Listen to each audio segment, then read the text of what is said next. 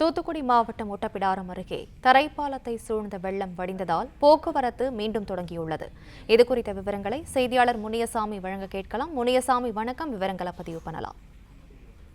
வணக்கம். தமிழகத்தில் வளிமண்டல கீழடுக்கு சுழற்சியின் காரணமாக தென் மாவட்டங்களில் 2 நாட்களாக விடாமல் பெய்த கனமழையின் காரணமாக பொதுமக்கள் இயல்பு வாழ்க்கை கடுமையாக பாதிக்கப்பட்டுள்ளது.